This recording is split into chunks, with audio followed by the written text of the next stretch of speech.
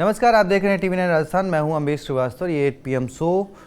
देखिए, आज एक बार फिर बात किरोड़ी लाल मीणा, सचिन पायलट और हनुमान बेनीवाल की करेंगे। हनुमान बेनीवाल ने ऐसा क्या कदम उठाया जिससे अब ये चर्चा होने लगी कि जो काम पायलट और बाबा किरोड़ी नहीं कर पाए वो बेनीवाल करेंगे। लेकिन उसके साथ ही बेनीवाल ने एक विवाद को भी जन्म दे दिया। तो जरा पहले आप ये बयान सुनिए और उसके बाद देखिए रिपोर्ट, और उसके बाद फिर चर्चा करेंगे अपने सीनियर एग्जीक्यूटिव प्रोड्यूसर पुरस्कार चौहान सर से। तो पहले सुनिए ये बयान। पर ऑप्शन था सड़कों पर उतरने का, वो क्यों नहीं साथ दे रहा? वो एयर कंडीशनर देता है ना, एसी एसी उनके वो एलर्जी वगैरह हो जाती है ज्यादा गर्मी में घूमने से। और गहलोत साहब को आप जानते हो अपना पुराना स्टाइल में क्या काम करना, अंदर अंदर करता रहता हूँ। विरोध प्रदर्शन जो धरना दे रहे हैं वो 1 दिवस का होगा या लंबा चलेगा? हो गया तो शुरू। सड़कों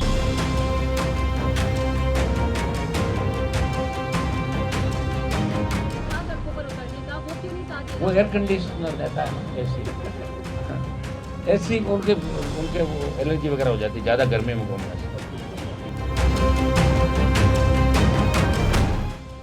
वोटर कैनन की बौछार, बाजू पर पुलिस के लाठीचार्ज के निशान। राजस्थान की तपती दोपहरी में अजमेर से जयपुर की 5 दिनों की पैदल यात्रा।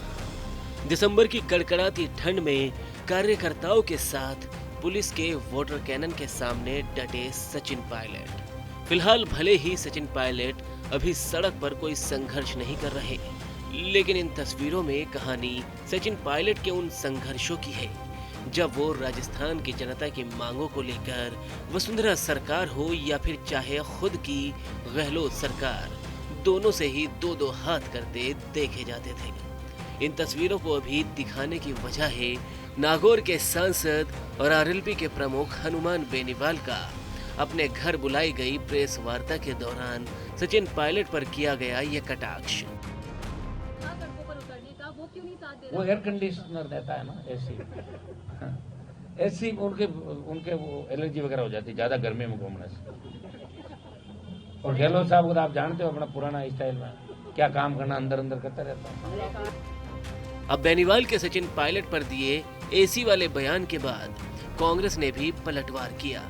कांग्रेस नेता और सचिन पायलट समर्थक सुशील ओसापा ने अपने एक्स अकाउंट पर एक वीडियो पोस्ट करते हुए कहा कि आरएलपी नेता हनुमान बेनीवाल जी द्वारा सचिन पायलट जी के बारे में की गई टिप्पणी पर मेरा स्पष्ट जवाब आप भी सुनिए।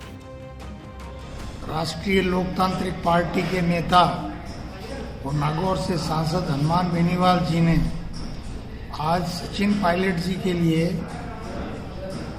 कुछ अच्छी नहीं लगने वाली बात कही है और कहा है कि वो तो एयर कंडीशन नेता हैं। शायद वे भूल गए कि सचिन पायलट जी वो नेता हैं जिन्होंने कांग्रेस का अध्यक्ष बनने के बाद राजस्थान में जितने दौरे किए हैं गर्मी सर्दी बरसात में, वो अपने आप में एक रिकॉर्ड है। चाहे वो गोगुंदा के नदी और नालों को क्रॉस करके और 12 या नागरिकों की वहाँ मौत हो गई थी उनको संभालने जाना हो, या 12 के सहरिया क्षेत्र में प्रभावित कुपोषण से शिकार बच्चों को संभालने अस्पतालों में जाना हो, या राहुल गांधी जी के साथ किसान न्याय यात्रा के 10 किलोमीटर यात्रा करनी हो, या 12 से झालावाड़ 100 किलोमीटर किसान न्याय यात्रा करनी हो। इवन अपनी सरकार में भी उन्होंने अजमेर से जयपुर 100 किलोमीटर मई में पद यात्रा की। इसलिए सचिन पायलट जी को अगर हनुमान बेनीवाल जी एयर कंडीशन नेता कहेंगे तो इन हनुमान बेनीवाल जी की ही विश्वसनीयता खतरे में पड़ेगी। सचिन पायलट जी के बारे में लोगों की जो बनी हुई है धारणा वो अपनी जगह स्थिर है। जनता उनको राजस्थान का मुख्यमंत्री देखना चाहती है। अब हनुमान बेनीवाल जी या किसी और को इस बात की तकलीफ हो तो इसका इलाज किसी के पास भी नहीं है। दरअसल हनुमान बेनीवाल ने गुरुवार को अपने निवास पर एक प्रेस वार्ता बुलाई थी, जहां उन्होंने पहलगाम में हुए हमले को लेकर केंद्र शासित बीजेपी सरकार को कटघरे में खड़ा किया था। वहीं प्रदेश सरकार को भी पेपर लीक और एसआई मुद्दे पर जमकर घेरा था। साथ ही शनिवार से बड़े आंदोलन की चेतावनी भी दी। हनुमान बेनीवाल ने अपने राजनीतिक कैरियर की शुरुआत बीजेपी के साथ की थी, मगर 2008 में बेनीवाल ने पहली बार खींवसर सीट से बीजेपी के टिकट पर विधानसभा चुनाव लड़ा। 2013 में वसुंधरा राजे से खटपट के चलते बेनीवाल ने निर्दलीय ताल ठोकी और वो जीते भी।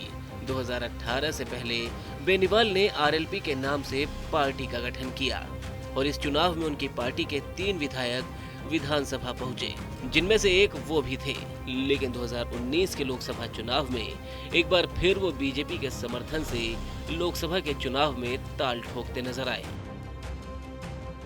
2023 में वो फिर विधानसभा के लिए मैदान में उतरे, लेकिन इस बार उनकी पार्टी के वो इकलौते नेता थे जो विधानसभा पहुंचे। 2024 में फिर बेनीवाल ने कांग्रेस का दामन थामा और कांग्रेस के समर्थन से लोकसभा पहुंचे। इसके बीच सबसे दिलचस्प बात ये रही कि जिस सचिन पायलट को बेनीवाल एसी वाले नेता बता रहे हैं, कभी उन्हें अपनी पार्टी में शामिल होने का न केवल वो ऑफर कर रहे थे, बल्कि वो दावा कर रहे थे कि अगर सचिन पायलट और करोड़ी लाल मीणा उनके साथ आ जाएं, तो वो कांग्रेस और बीजेपी के 30 सालों से चले आ रहे परिवर्तन वाली परिपाटी को तोड़ते हुए एक नए दल की सरकार बनाएंगे। हालांकि वो बात अलग है कि न तो पायलट और न ही बाबा किरोड़ी ने बेनीवाल के ऑफर में कोई दिलचस्पी दिखाई। समय पे उनको छोड़ के कोई नया झंडा लेना चाहिए। डॉक्टर साहब को मैं करूंगा, एक अंतिम फलमास उतरे, क्या पता कोई बैठ जाए, इनका एडजस्टमेंट नहीं बैठता है, बजाना चाहिए सबको। अगर ये दोनों आ जाते हैं और आरएलपी हो जाती है तो फिर 140 सीट राजस्थान में कांग्रेस वोट भी जीतती है। बता दें कि मौजूदा वक्त में बेनीवाल की पार्टी का विधानसभा में कोई नेतृत्व नहीं है। देखिए, आपने बयान सुना, आपने रिपोर्ट देखी, आप सीधे चलते हैं अपने senior executive producer Pushkar Chauhan sir के पास। सर, आए तो वो एक अच्छे काम के लिए और उन्होंने एक सरकार को चेता भी दिया कि वो परसों से आंदोलन करेंगे या धरना देंगे या प्रदर्शन करेंगे, लेकिन उन्होंने पायलट पे जो बोला वो अब राजस्थान पायलट पे सवाल पूछा गया कि इस काम में वो साथ क्यों नहीं आ रहे, तो उनका वो एसी में रहने लगे जी। गहलोत जी के लिए बोला कि वो आप जानते हैं अंदर अंदर काम कर रहे हैं और वो अंदर काम करने लगे। तो आप ये समझिए कि बेनीवाल की परेशानी समझिए। सबसे ताज़ा उदाहरण वक्फ बिल पर सदन के अंदर था। 150 भाई, ये वो मौका था जब दिखा सकती थी बीजेपी कि विपक्ष के नेता हमारे साथ हैं, भी टूट के आ रहे। कोई नहीं टूटा ना 235 में जी सर। सबने विपक्ष में ही वोट दिया ना जी। जो विपक्ष था। इंडिया गठबंधन छोड़ नहीं पाए ना। राजनीति ये चीज होती है, तो बीजेपी याद रखेगी। बीजेपी कुछ कर नहीं सकती है जी। बीजेपी बेनीवाल को कभी अब हाल फिलहाल के चुनाव में नहीं साथ देगी। आप ये बताइए वो किस बिहाफ पे इनके लिए 2 सीटें छोड़े या 5 सीटें छोड़े विधानसभा की, या लोकसभा में 2 सीटें क्यों देगी क्या? ये लड़ लो मेरे समर्थन से, तो इससे आपका क्या होगा? बीवी भी आ रही बैठी, भाई भी आ रहा बैठा, ये सब कहाँ एडजस्ट होंगे? और तब तक बहुत पानी बहना है जी। दरअसल बेनीवाल समझ नहीं पा रहे हैं वो करें क्या। वो राजनीति में, मैं जो आपको कई बार समझाया कि नेता के लिए सबसे परेशानी की बात वो लाइमलाइट में ना हो, चर्चा में आना चाहिए। आज आ गए ना बेनीवाल। तो आप सर, उन्होंने पायलट पर जिक्र किया, लोग पायलट की पुरानी तस्वीरें, कैसे उन्होंने लाठियां खाई, आप तस्वीरें देख रहे हैं, हम तो अपने दर्शकों को दिखा रहे हैं कि वो कैसे उन्होंने लाठियां खाई, कैसे वो। एक बात और आपको बताऊं, मैं किसी भी नेता के संघर्ष को किसी भी नेता के साथ नहीं जोड़ता। बेनीवाल भी उस लीग के नेता हैं जिन्होंने सब कुछ लीग से हटकर अपने को पाया। वो क्यों बने, कैसे बने, किसके साथ बने, कहाँ गए, फिर उन राष्ट्रीय पार्टियों को हनुमान बेनीवाल की जरूरत पड़ी। वो भी उसी चंगुल में फंस गए कि उन्हें अपना और अपने परिवार का ध्यान आने लगा, तो फिर वहां से जो बदले तो फिर गर्त में चले गए। उम्मेदार राम बेनीवाल हैं, रेवंत राम डांगा, ये हनुमान बेनीवाल का संघर्ष छोटा नहीं है। कई नेता बना दिए उन्होंने, लेकिन वो ये समझ नहीं पाए, ये भी विश्वसनीय है। वो कहीं भाई पे, कहीं पत्नी पे। तो खैर, हनुमान बेनीवाल की अब की राजनीति ये कहती है कि वो जान रहे हैं ये ऐसा मुद्दा है जो बच्चों को छुएगा, उनके परिवार वालों को छुएगा, जी भर्ती का घोटाला।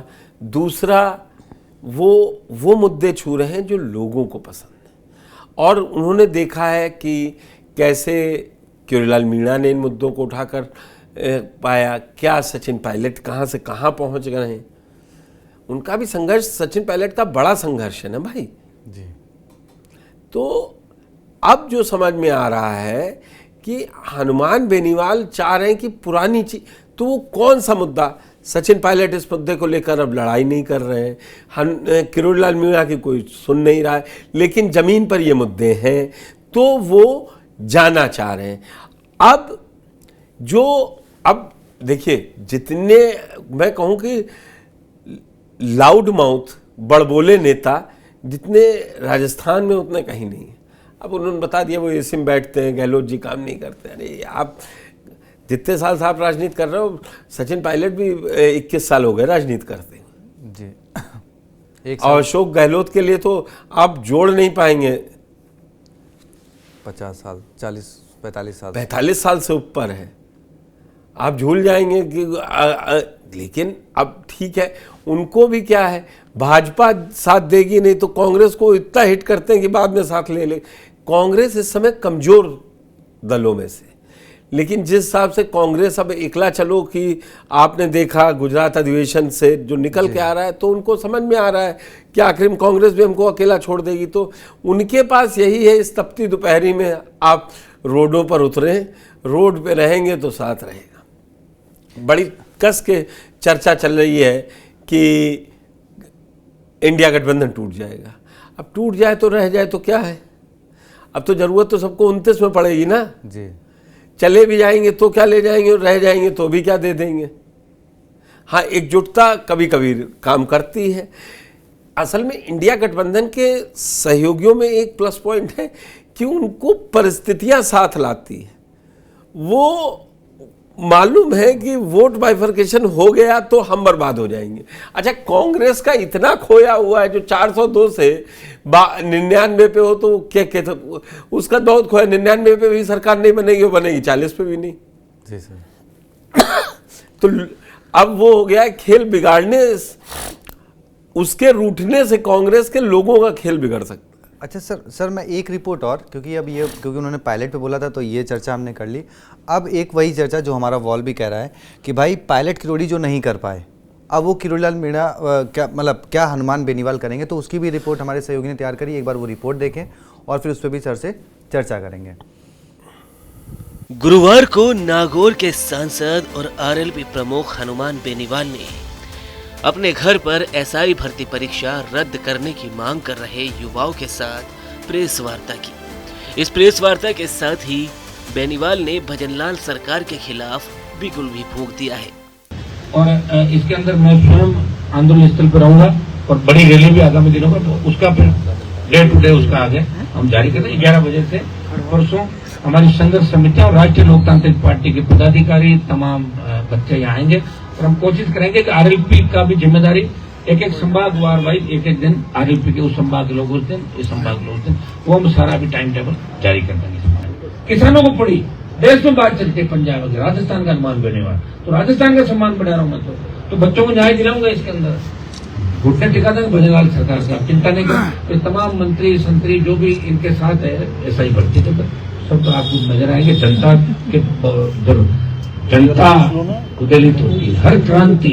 बेनीवाल जिस एसआई भर्ती परीक्षा रद्द करने वाले युवाओं के साथ बैठे थे, ये वही युवा है जो नवंबर 2024 में परीक्षा रद्द की मांग करते हुए पानी की टंकी पर चढ़े थे और उस वक्त इन्हें मनाने के लिए वो पहुंचे थे।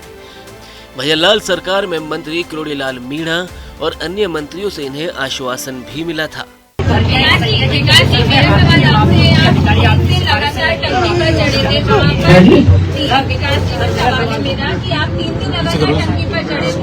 टंकी में चढ़े तभी जो मेरे बराबर बैठे हैं, टंकी में नहीं चढ़े तो ऐसी मांगे नेता नए नए बच्चे हैं। किरोड़ीलाल जी भी आए और उन्होंने वादा भी किया था कि ऐसे परीक्षा रद्द करेंगे, तो क्या माने कि सरकार ने उनकी बात भी नहीं मानी? ये वादा तो किरोड़ीलाल जी ने नहीं, पूरी सब कैबिनेट कमेटी ने कर दिया, 6 कैबिनेट मंत्रियों ने कर दिया। इससे बड़ी बात क्या हो सकती है? पूरी कैबिनेट कमेटी कह रही है, और एक कैबिनेट कमेटी, सब कैबिनेट कमेटी में जो लोग हैं वो पूरी कैबिनेट का नेतृत्व करते हैं। और उसके बाद भी दुर्भाग्य है कि 35 दिन पहले जो पेपर लीक हो गया, एसओजी ने जिस जांच में यह बता दिया कि यह पेपर सीधा आरपीएससी के चेयरमैन और सदस्यों द्वारा लीक हुआ है। आज दो सदस्य जेल में हैं, लेकिन जो जिन चेयरमैन की संलिप्तता थी, संजय चौधरी से कोई पूछताछ आज तक नहीं हुई। उसके अलावा जो सदस्य है मंजू शर्मा, उनका नाम इस मामले में आया, लेकिन उनसे आज तक कोई पूछताछ नहीं हुई। ये तो भला हो कि राजस्थान में यह भूमिका विपक्ष को, कांग्रेस को निभानी चाहिए थी, लेकिन आज तीसरा मोर्चा आरएलपी पार्टी के नेतृत्व में यह पीसी रखी गई है। और आदरणीय हनुमान बेनीवाल जी ने आह्वान किया है कि पूरी मजबूती के साथ जो बेरोजगारों के साथ अत्याचार हो रहा है, जिस तरह पेपर लीक के साथ, नॉर्मलाइजेशन के साथ, इंटरव्यू के साथ युवा नौजवानों का गला घोटा जा रहा है, उसके खिलाफ पूरी मजबूती से आरएलपी पार्टी के बैनर तले ये युवा बेरोजगार लड़ाई लड़ेंगे। और हमारी मुख्यमंत्री जी से मांग है कि आपकी सरकार के मंत्री डॉक्टर किरोड़ीलाल जी, वो विपक्ष में भी बैठे थे, उस टाइम भी वो ये कह रहे थे कि पेपर रद्द कर दो। शहीद स्मारक था, उन्होंने भी 5 दिन धरना दिया था। वैसे तो किरोड़ीलाल मीणा ने अपनी सरकार के खिलाफ खूब बागी तेवर दिखाए थे, लेकिन मौजूदा वक्त में वो एक बार फिर कहा जा सकता है कि सत्ता का सुख भोग रहे हैं। वैसे किरोड़ीलाल मीणा पहली बार या पहले नेता नहीं है जिन्होंने पेपर लीक को लेकर मोर्चा खोला हो। पेपर लीक, एसआई भर्ती परीक्षा रद्द के साथ ही आरपीएससी पर सवालों को लेकर गहलोत सरकार खूब कटघरे में रही थी। विपक्षी दल बीजेपी के साथ ही कभी उनके डिप्टी सीएम रहे सचिन पायलट ने भी उनका खूब घेराव किया था। विपक्ष की ओर से किरोड़ीलाल मीणा ने जहां पूरे 5 साल सरकार की नाक में दम कर रखा था, तो वहीं सरकार के आखिरी दौर में सचिन पायलट ने सरकार की ईंट से ईंट बजाने की ठान ली थी। सचिन पायलट ने तो अजमेर से लेकर जयपुर तक की 5 दिनों की जन संघर्ष यात्रा तक निकाली। विपक्ष ने 2023 के विधानसभा चुनाव में इस मुद्दे को जमकर भुनाने का प्रयास भी किया। रिजल्ट चुनावी नतीजों के साथ ही देखने को भी मिला। 2023 के विधानसभा चुनावों के नतीजों में कांग्रेस को सत्ता से बाहर होना पड़ा। बीजेपी को सत्ता मिली तो सवाल यही था कि पेपर लीक और एसआई भर्ती के साथ ही आरपीएससी पर भजनलाल सरकार क्या एक्शन लेगी। लेकिन समय के साथ ही ये सरकार भी कोर्ट में बात कहते हुए पिछली सरकार पर अपने लगाए आरोपों से पल्ला झाड़ती दिखी। जो भूमिका सचिन पायलट ने अपनी सरकार में निभाई, भजनलाल सरकार में मंत्री किरोड़ीलाल मीणा वो सिम्मा संभालते हुए तो दिखे, लेकिन समय के साथ साथ किरोड़ीलाल मीणा अपने वायदों से कैसे मुकरे, ये कहानी विकास ने ही सुना दी। हनुमान बेनीवाल खुद को जमीनी नेता कहते हैं और 2018 में उन्होंने किसानों और जवानों का नारा देते हुए अपनी पार्टी बनाई। 2018 में उनकी पार्टी की ओर से 3 विधायक विधानसभा भी पहुंचे, लेकिन 2023 के विधानसभा चुनाव में ये संख्या 1 पर ही सिमट कर रह गई और हनुमान बेनीवाल विधानसभा पहुंचने वाले इकलौते विधायक आरएलपी के रहे। मगर 2024 में बेनीवाल ने फिर लोकसभा के लिए ताल ठोकी और जीतकर वो संसद पहुंच गए। फिर आए उपचुनाव और इस उपचुनाव में बेनीवाल अपनी परंपरागत सीट खींवसर गंवा बैठे। माना जा रहा है कि राजस्थान में अपनी जमीन मजबूत करने के लिए बेनीवाल एक बार फिर युवाओं के सहारे जमीन तलाश रहे हैं। अब बस देखना ये होगा कि बेनीवाल को पायलट और किरोड़ी की तरह युवाओं का समर्थन मिलता है या नहीं। चलिए तो देखिए आपने रिपोर्ट। अब सर एसआई भर्ती, पेपर लीक, आरपीएससी, यही सब मुद्दे लेकर सचिन पायलट सबसे पहले शुरुआत करी सचिन पायलट ने अपनी ही सरकार के खिलाफ, फिर किरोड़ीलाल मीणा ने शुरुआत करी अपनी ही सरकार के खिलाफ। अब हनुमान बेनीवाल उस लीक को आगे बढ़ा रहे हैं जो पायलट गहलोत नहीं कर पाए। क्या ये मुझे लगता नहीं है सरकार इस समय सुन नहीं। आप सरकार को अगर पेपर रद्द करना होता वो कोर्ट में नहीं दे रही जवाब, दिया कोर्ट में जवाब नहीं दिया। सरकार जब पावर में होती है ना तो फिर वो करती है जो वो चाहती है, और हनुमान बेनीवाल ने वो नस पकड़ ली है। बोले जनता ने पलट दिया, अगर एक बार ये मैसेज चला गया कि वाकई में लाठी अब हनुमान बेनीवाल खा रहा है ना मेरे लिए, तो 5-7 सीटें आ सकती हैं, आप बार्गेन की स्थिति में आ सकते हैं। हमेशा 121-125 सीटें नहीं आती हैं। राजस्थान में आपने देखा है, कांग्रेस की तो नहीं आई है सर। पहली बार 1998 में और छोड़ दिया मैं एज एन पॉलिटिशियन इस समय हनुमान बेनीवाल को ज़्यादा नंबर दूंगा कि उनको रुख लग गया है कि अगर जब तक सड़कों पे नहीं उतरेंगे, लोगों के मुद्दे नहीं छुएंगे, टीवी पे बाइट देंगे तो काम नहीं चलेगा। अब ये देखना है कि वो क्या करते हैं। जैसे वो 2 काम करते हैं जी, वो आप देखेंगे, गाय बगाए दिव्या मदेरणा को और रगड़ते हैं, ज्योति मिर्धा, दिव्या मदेरणा दोनों उनके निशाने पर रहती है क्योंकि उनका जन्म कहाँ पे है? नागौर से जी। और दोनों कांग्रेस के बड़े नेता रहे। अब ज्योति मिर्धा बीजेपी में चली गई और दिव्या मदेरणा अब इस बार ओसिया से नहीं है। हाँ जी सर। लेकिन दिव्या मदेरणा इस समय सचिव बना रखा है, मतलब दिल्ली तक। हाँ, मतलब अगर कोटरे में लोग देखे जाएं सचिन पायलट के, तो वो तय है कि अगर जब भी कभी अगर सचिन के भाग्य में रहा और वो मुख्यमंत्री बने और सरकार बनाई तो कौन होंगे चेहरे, वो अभी से ही डिसाइडेड है जी। तो उनको भी बड़ी लंबी लड़ाई लड़नी है। लेकिन हाँ, अब ऐसा ना हो कि ये पूरा आंदोलन चलाएं और बीच में सचिन पायलट की ग्रैंड एंट्री ऐसी हो कि हाँ नहीं ये मुद्दे साथ हैं और पता लगा कांग्रेस मोबिलाइज की। कांग्रेस के पास कम से कम राजस्थान में तो संगठन है ही ना। सबसे पहली यात्रा सचिन पायलट ने निकाली थी अजमेर मैं से लेकर वही जयपुर कह तक। रहा हूँ, और पता लगा वो सड़कों पर उतर गए, लोग बोले हाँ ये भी उठा रहे हैं। तो इनको सचिन पायलट को गाली देना ही सूट करता है। और अगर गए उतर गए तो कहेंगे हमने तो कहा था कि वो एसी वाले नेता नहीं है। तो ठीक है, हमारे नेता है सचिन पायलट, लोगों के लिए नेता अपने स्टेटमेंट को 5 बार बोल सकता है 5 तरीके से। वो मेरी रिपोर्ट में है सर कि उन्होंने विधानसभा चुनाव से पहले ये ऑफर रखा कि सचिन पायलट और किरोड़ी लाल मीणा अगर दोनों लोग आ जाते हैं साथ में तो 150 सीटें लाकर हम कांग्रेस और बीजेपी के बजाय एक तीसरे मोर्चे की सरकार बना लेंगे। ये भी उन्होंने कहा है। लेकिन अब उनका ये कहना है कि भाई ठीक है, सचिन पायलट एसी के नेता हैं। खैर सर, मेरा एक सवाल और था। देखिए, सचिन पायलट ने भी मुद्दे उठाए लेकिन नतीजा कुछ नहीं निकला। बीजेपी को उस वक्त उनका समर्थन प्राप्त था, लेकिन ना पेपर लीक पे कोई खास वो हुआ, ना आरपीएससी भंग हुई, जबकि सचिन पायलट की बड़ी मांग थी कि आरपीएससी भंग हो, और ना ही जो भी उन्होंने 3 मांगे रखी उनमें से कोई बड़ा एक्शन हुआ। किरोड़ी लाल मीणा जी जब आज सत्ता में आए, जब उनकी सरकार आई, उन्होंने फिर वही बात की कि भाई मैं भी ये विरोध करा था, इस पर एक्शन लिया जाए। लगभग 1.5 साल हो गए, कोई एक बड़ा एक्शन नहीं हुआ। किरोड़ी लाल मीणा नाराज हुए, इस्तीफे तक की बात आई, इस्तीफा भी दिया उन्होंने कुछ कारणों के चलते, लेकिन वो लौट फिर के फिर वापस वहीं आ गए। तो अब हनुमान बेनीवाल क्या इसमें सफल होते हुए आपको लग रहे हैं कि हाँ भाई वो सफल हो जाएंगे? बस एक छोटा सा कमेंट सर। बेनीवाल क्या मतलब संघर्ष कितना लंबा मानते हैं? देखिए, 28 दिसंबर तक तो सबका संघर्ष लिखा है, कागज कलम पे लिखा है। 2028 उसमें अभी फिनबट नहीं है जी। अब इसीलिए कह रहा हूं कि मेहनत भी करें और बाद में सचिन पायलट के अंडर में जाना पड़े, तो ऐसा मत बोलिए कि साथ लेने में दिक्कत हो। तो चलिए, अब देखिए, हनुमान बेनीवाल जी जब 2018 में पार्टी उन्होंने बनाई थी आरएलपी, तब उन्होंने कांग्रेस और बीजेपी दोनों पर खूब कई सारे बयान दिए थे। अशोक गहलोत, वसुंधरा राजे तक को उन्होंने बहुत कुछ कहा था, लेकिन उसके बाद 2019 में ही वो जो है बीजेपी के साथ गए और बीजेपी के साथ वो लोकसभा पहुंचे। 2023 में फिर वो विधानसभा में आते हैं, फिर कांग्रेस बीजेपी पर अटैक करते हैं, लेकिन 2024 में जब लोकसभा जाने की बारी आई तो वो फिर कांग्रेस के साथ हो लिए। अब उन्होंने कल एक शुरुआत तो करी है, अब देखना कल है कि शनिवार को जयपुर में जो उन्होंने प्रदर्शन की बात कही उसमें कितने लोग शामिल होते हैं और कितना बड़ा आंदोलन होता है और सरकार क्या कुछ करती है। ये देखना, बहुत कई सारे चीज़ें हैं जो अब सवाल के जवाब कल के बाद मिलेंगे।